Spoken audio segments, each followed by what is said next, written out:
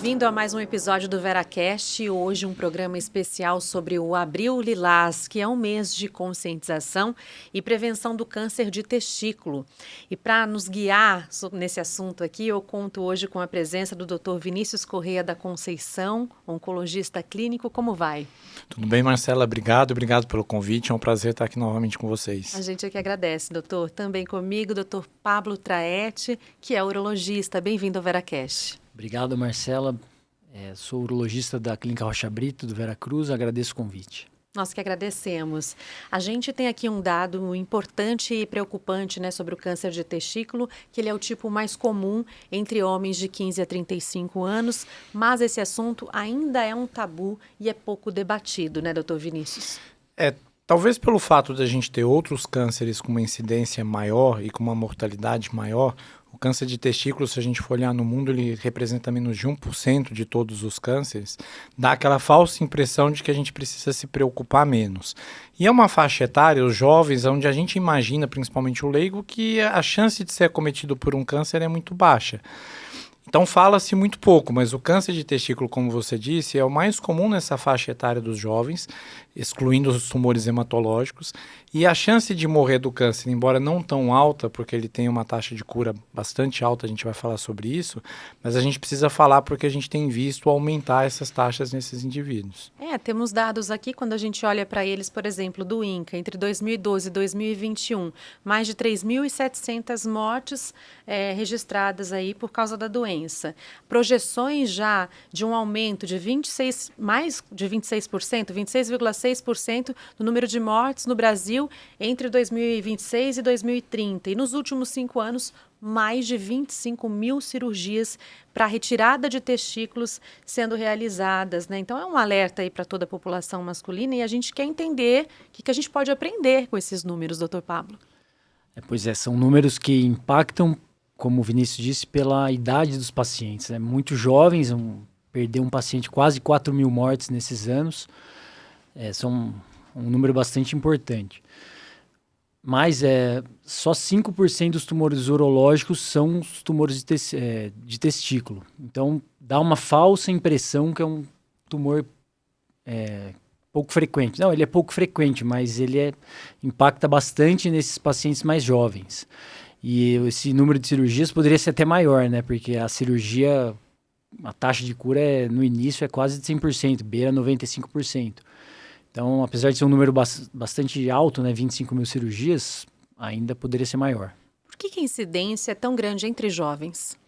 Porque um tumor germinativo, nessa faixa etária, tem um desenvolvimento maior pós-puberdade, então a incidência fica aumentada nessa faixa etária. Não que ele não ocorra em outras faixas etárias, existem vários tipos e subtipos, cada um predominando numa faixa etária ou em outra, mas a predominância nessa faixa, devido...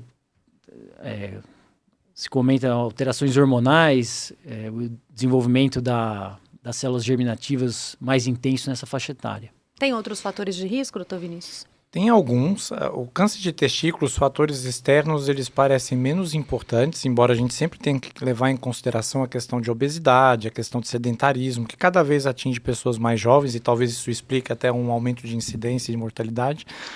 Mas os mais comuns é o que a gente chama de criptorquidia, que é aquele paciente em que o testículo ele não migrou para a bolsa escrotal durante o seu desenvolvimento embrionário. Então, o testículo, geralmente, no nosso desenvolvimento fetal, ainda na barriga das nossas mães, o testículo ele é formado dentro do abdômen e depois ele vai migrando para a bolsa escrotal. E algumas crianças, eles nascem sem essa migração completa e é preciso fazer uma cirurgia depois que a criança nasce. Esse é um dos fatores mais preponderantes. A gente sabe que tem condições genéticas. Então, por exemplo, o câncer de testículo é de 4 a 5 vezes mais comum em caucasianos do que na população afrodescendente. Homens inférteis têm um risco um pouco maior. E tem algumas síndromes genéticas, uma que é mais comum, embora o diagnóstico muitas vezes não seja feito, porque ele não causa alterações morfológicas tão importantes na infância, que é uma síndrome chamada de Klinefelter, que é uma alteração que você tem que só acontece nos homens, uma alteração genética. Todos nós, a gente tem um par de genes que é o XX ou XY que determina qual é o nosso sexo biológico, e os homens que têm 3 genes, o XXY, desenvolve uma síndrome chamada Klinefelter, que aumenta o risco de infertilidade e de desenvolver esse tipo de câncer. Então, esse fator familiar também deve ser considerado. Ele não é o mais importante, cerca de 30% dos tumores testiculares têm ou podem ter um componente familiar, seja ele, né, com essa síndrome ou não, mas quem tem, né, pessoas com parentes, principalmente primeira, segunda faixa de parentesco, como pais, avós que tiveram câncer de testículo, tem um risco aumentado de também ter. Como é que são os sintomas, né? Que sinais que aparecem aí para o homem? Os sintomas, infelizmente, são pouco frequentes. Dor testicular em torno de 20%, um aumento de volume é o que mais ocorre, ou a palpação, que o testículo é um órgão de fácil palpação, então o paciente mesmo sente uma nodulação ou um aumento de volume, geralmente endurecido. Isso é o que chama atenção, que leva ele a procurar um atendimento. Mas a dor é infrequente, às vezes ocorre ginecomastia, que é aumento das mamas no homem, em torno de 7%, então é por conta de alterações de alguns hormônios, que o câncer causa essa alteração hormonal e reflete na ginecomastia, mas é raro. Dor é raro. O diagnóstico incorreto, muitas vezes o paciente tem procura o atendimento e o diagnóstico dado é de uma orquiepididimite, que é uma inflamação do testículo, e ele sai com esse diagnóstico incorreto, em torno de 10%, é um número bem alarmante. 1 em cada 10 pacientes é mal diagnosticado, então além de ser uma doença que está fácil o diagnóstico, o paciente fica às vezes submetido a uma avaliação incorreta de um médico não especialista e vai para casa com um tratamento por uma doença inflamatória. Que os sinais não são tão claros, então por isso a importância de um acompanhamento frequente, né? Eu acho que um problema que a gente tem, quando a gente fala principalmente de educação e saúde masculina, é que o homem por si só já procura muito menos o médico. Nessa faixa etária, menos ainda, né? Então as mulheres, elas estão acostumadas desde cedo, as mães mesmo levam às vezes as filhas mulheres para passarem com ginecologistas desde cedo, às vezes até antes da primeira menstruação. E já tem uma certa cultura de entender que precisa desse acompanhamento desse profissional que vai olhar para a saúde feminina de uma maneira mais especial. O homem não tem essa cultura e não tem essa característica, por exemplo, de procurar o seu urologista cedo ou ter um urologista para chamar de seu desde cedo. Então acaba que a saúde, principalmente relacionada aos órgãos sexuais masculinos, ela fica um pouco mais jogada de lado, ela não recebe a importância que talvez devesse receber. Como os sintomas no início são muito frustros ou às vezes nem tem, e não causa dor, a maior parte dos tumores testiculares você tem um aumento do volume ou tem uma nodulação que não dói, e muitas vezes a dor é o que chama mais atenção. Às vezes o homem, mesmo notando que ele tem algo ali que está diferente, ou assim, ele acaba não procurando o médico por achar que aquilo não é importante.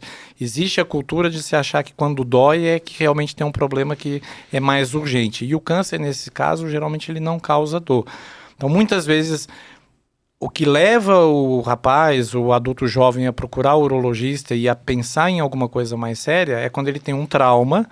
O trauma não tem relação nenhuma com o desenvolvimento do câncer, mas ele teve um trauma num jogo, num esporte ou numa brincadeira. E ao procurar o urologista por conta do trauma, por conta da dor causada pelo trauma, acaba se descobrindo uma nodulação, se investiga e acaba tendo o diagnóstico de tumor testicular. Os sintomas nos estágios mais avançados, aí os sintomas são um pouco mais claros, aí a dor aparece? O tumor de testículo, a partir de um certo momento, quando ele não é diagnosticado e tratado inicialmente, ele pode se espalhar, como qualquer outro câncer. Os principais órgãos principalmente linfonodos, né, a rede linfática próximo ao testículo, região abdominal, e depois o pulmão. E aí, mais raramente, você pode ter metástase para sistema nervoso central, para ossos. Então, os sintomas, eles podem advir do órgão acometido. Se você tem acometimento do pulmão, você pode evoluir com falta de ar, com cansaço, perda de peso, eventualmente se você tem meta cerebral, alterações da parte cerebral ou motricidade, ou até a parte cognitiva, de conhecimento, memória. Se você tem algum comprometimento ósseo, você vai ter dor naquele local acometido, mas nesse momento já é uma doença bem mais avançada. Não é um momento adequado para a gente fazer o diagnóstico, embora mesmo nessa fase as taxas de cura são muito altas, e a gente vai falar também um pouquinho disso. E aí pode haver essa confusão, então, também no diagnóstico por conta dos sintomas. Como muitas vezes os sintomas são tardios e acabam estando relacionados a órgãos que a gente não pensa inicialmente como tumor testicular, não chama atenção. E o jovem, como ele tem uma reserva maior, então uma coisa é um senhorzinho de 70 anos, 80 anos, que é acometido por um câncer, que tem uma reserva ruim do pulmão, do fígado. Então qualquer pequena alteração já causa, às vezes, sintomas mais exacerbados. O jovem não, o jovem ele é mais forte, ele tem uma massa muscular maior, ele tem um funcionamento do rim, do fígado, que é muito bom. Então você leva mais tempo para ter uma deteriorização desses órgãos, mesmo quando eles são acometidos por uma doença. Então isso retarda ainda mais que ele tenha sintomas evidentes que façam com que ele se preocupe e busque o médico. E o diagnóstico como é feito exatamente, doutor Pablo? Que tipo de exames eles são feitos? O diagnóstico do tumor de testículo é eminentemente clínico, né? A palpação, a bolsa testicular é um órgão que está externo, fácil do exame físico, então a principal arma que a gente tem é o exame físico. Mas todo paciente com uma alteração, um aumento de volume, uma nodulação, tem que ser submetido inicialmente pelo menos a um ultrassom Doppler de testículo, desde que não aí fez o diagnóstico e além de exames de sangue, né, marcadores hormonais que a gente usa. Fez o diagnóstico, já pode partir para a cirurgia. É necessário uma tomografia de tórax e uma tomografia de abdômen, mas se isso for postergar a cirurgia, a gente opera o paciente, faz os exames posteriormente, depois tem outros exames de segmento. Mas eu digo no intuito de não atrasar a cirurgia, fez o diagnóstico com ultrassom e os marcadores, já parte para a cirurgia. Se for atrasar, nem faz a tomografia de tórax e abdômen antes da cirurgia. Então já os exames necessários, resumindo, ultrassom de testículo, tomografia de abdômen, tomografia de tórax e marcadores, exame de sangue. E a importância do diagnóstico precoce é algo impressionante quando a gente olha para o número e vê que 95% dos casos tem chances de cura, né, concretas ali, porque a pessoa descobriu no início. Sim, com certeza. Aí vai desde aquele problema que o Vinícius falou. O homem já demora mais para procurar um médico quando tem um sintoma. Ele sente teve um aumento de volume. Deixa, vamos ver o que vai acontecer. Eu acho que eu bati jogando, peguei a criança no colo. Aí vê que persiste, aí ele procura. Quando tem dor, ele procura mais rápido. E ele não tem essa cultura. A mulher já tem que ir no ginecologista. O homem tem que ir no urologista com 45 anos, 50 anos por conta da próstata. Ele nunca vai ter um acompanhamento da saúde em geral, seja reprodutiva ou apenas de acompanhamento. Então isso já atrapalha. E o diagnóstico precoce é muito importante. Faz uma cirurgia que é curativa. A cirurgia da remoção do testículo, né, pode ser a grande maioria remoção completa do testículo, que já é curativa. Depois tem um segmento, às vezes precisa de uma complementação, uma adjuvância. Só um detalhe, a gente posterga a cirurgia só se a condição clínica do paciente é muito grave. Um paciente, no caso, provavelmente um paciente mais idoso, ou um paciente mesmo jovem, que já está o tumor muito avançado, aí faz um ciclo de quimioterapia geralmente para melhorar a condição do paciente por conta da agressividade do tumor, principalmente em órgãos abdominais ou pulmão, e aí sim parte para a cirurgia, porque senão a cirurgia ela vai na frente até de outros exames. Essas são as possibilidades de tratamento, o doutor Pablo já adiantou aqui para a gente, então a gente fala de cirurgia e em alguns casos a quimioterapia. A cirurgia é o principal e é o curativo, e uma coisa importante que o Pablo falou é que é isso, o diagnóstico ele é presuntivo, você não precisa fazer uma biópsia primeiro para ver que é um tumor e aí determinar o tratamento. Geralmente, quando você tem uma alteração por ultrassom e no exame clínico, ela é bastante característica de ser tumor, e aí você parte para a orquiectomia, que é o procedimento cirúrgico indicado. E esse é o tratamento de boa parte dos pacientes. Quando a gente está falando de tumor de testículo, é importante saber que não é tudo uma coisa só. Na verdade, existem vários tipos diferentes de tumores testiculares, e a maior parte, inclusive, são tumores mistos. O testículo ele é formado por várias células diferentes e cada uma dessas células pode desenvolver um tumor diferente. Então, basicamente, a gente divide em dois grandes grupos, os tumores que a gente chama de seminomatosos, uma taxa de cura até maior, e os não semitomatosos, que são mais agressivos, mas que também têm uma taxa de cura alta. Dentre esses, existem outros subtipos, todos eles com tratamento cirúrgico recomendado, mas a depender do estadiamento inicial, então se você já tem comprometimento de gânglios, eventualmente se você já tem metástase à distância, aí você vai usar a cirurgia, a radioterapia e a quimioterapia como tratamentos complementares. Não são todos os pacientes que vão precisar, são alguns casos específicos. A gente tem entendido nos últimos anos que a gente pode lançar mão cada vez menos dessas estratégias. Como é um tumor que tem uma taxa de cura muito alta e boa parte dos pacientes a doença não vai voltar sendo submetido só à cirurgia, muitas vezes a gente abre mão de fazer essa complementação com quimioterapia ou rádio, acompanha o paciente e se o paciente tem uma recidiva da doença, a gente deixa para tratar com quimioterapia na recidiva, porque ainda assim na recidiva a chance de curá-lo é muito alta. Então a gente deixa de fazer um tratamento que tem efeitos colaterais, que tem toxicidades, porque uma parte dos pacientes talvez não precisem desses tratamentos. E nessa cirurgia é possível, por exemplo, preservar a fertilidade do homem? Como você vai fazer a ressecção a princípio de um testículo só, tem pacientes que podem ter tumores bilaterais, e aí você vai fazer a ressecção dos 2 testículos. A depender do tamanho da lesão, se ele tem comprometimento dos 2 testículos, é possível pensar numa cirurgia em um dos lados menor para preservar pelo menos um testículo, para permitir que ele tenha fertilidade se ele não tem ainda a prole formada. Mas uma parte desses pacientes, eles já têm ou completo ou parcialmente algum grau de infertilidade. Então é importante que às vezes esses pacientes até façam um espermograma, façam um exame antes, porque a gente vai detectar que uma parte desses pacientes já são inférteis ou pelo menos tem um grau de infertilidade. Não é necessariamente o tratamento que não vai é causar necessariamente isso. o tratamento. E aí a gente não sabe se a fertilidade naquele paciente é a causa ou é a consequência, porque a gente sabe que pacientes inférteis têm um risco maior de desenvolver câncer de testículo. E se você tiver câncer de testículo, você tem alterações metabólicas locais que eventualmente também predispõem à infertilidade.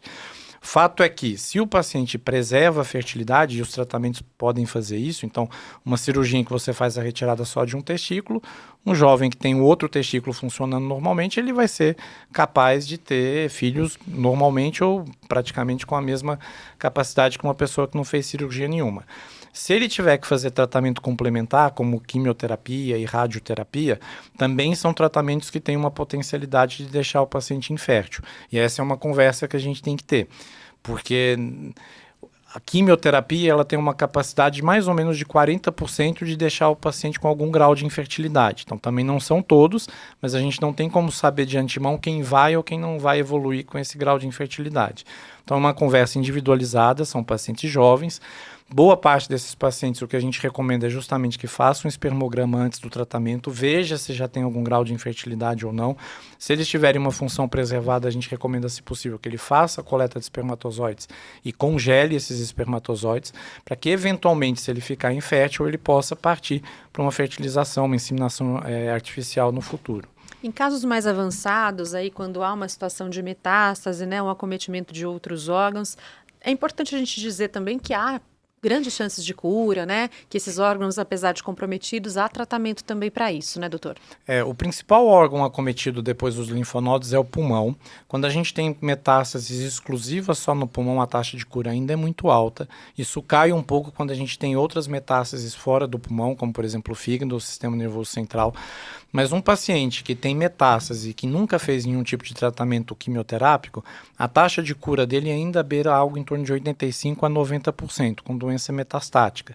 Se a gente comparar isso com outros tipos de cânceres, não tem nenhum outro tipo de câncer que tenha essa taxa de cura com uma doença metastática. Justamente porque essas células do tumor de testículo, em geral, elas são muito sensíveis à quimioterapia. Então, a capacidade da quimioterapia de destruir o tumor é muito alta, mesmo quando você já tem uma doença mais avançada. Então, é claro, a gente sai dos 95% de chance de cura na doença inicial, portanto, a gente fala bastante da prevenção, de tentar fazer o diagnóstico precoce, por isso do Abril Lilás, a gente chamar atenção para a saúde do homem e do homem jovem, mas a gente ainda tem uma taxa de cura perto dos 90% para quem tem doença mais avançada. O que é ótimo, né? O que é uma boa notícia. Inclusive, a gente está falando de um público jovem e que algumas coisas aí fogem um pouco do controle, que é o fator hereditário, né? Já ter alguns outros tipos de doença. Mas quando se fala em prevenção, o que mais a gente pode deixar como recado e reflexão para esses jovens? Prevenção, efetivamente, infelizmente, a gente consegue prevenir o câncer de testículo diretamente. O que entra na prevenção seria o acompanhamento médico precoce, sempre presente, evitar o que é comum em homem, não procurar um atendimento, não só procurar o atendimento quando tiver alguma alteração. Vocês têm percebido já no consultório um pouco de uma quebra desse paradigma, desse preconceito? Já tem mais jovens procurando o urologista, por exemplo? Sim, inclusive, tanto paciente jovem quanto paciente idoso, a procura vem aumentando, a gente repara isso. E ainda sobre o tratamento, o paciente fica às vezes, vou ter um câncer de testículo, o que vão fazer? Vão abrir, vão tirar? É só um detalhe técnico da cirurgia. A cirurgia não é feita diretamente na bolsa testicular. A gente faz a cirurgia como se fosse uma cirurgia de hérnia inguinal, próximo à virilha, a incisão é próxima à virilha, porque a gente visa o clampeamento precoce desse cordão espermático, que é o que vai subir para o abdômen, como o Vinícius falou na embriologia, o testículo estava intraabdominal, depois ele desce. Então a gente clampeia para evitar que células tumorais acabem migrando por esse cordão espermático. Então a incisão não é diretamente na bolsa testicular, na verdade nem pode ser, é contraindicado uma incisão direta.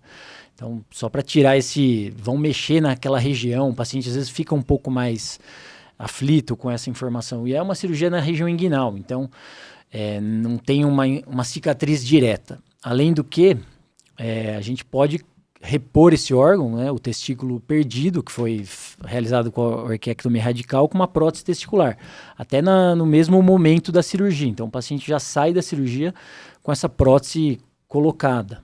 É um mês para conscientizar, né, para tentar quebrar todos esses tabus. Então, que a informação chegue também às rodas de discussão masculinas aí, para que os homens, os meninos, eles também possam se conscientizar desde cedo dessa importância de ter um acompanhamento, dessa importância de um autoconhecimento, de uma observação do corpo, né, doutor Vinícius? A gente acha que está sempre muito longe da gente, né? Então, assim, eu me formei, eu sou graduado pela Unicamp e a minha turma tinha uns 110 alunos.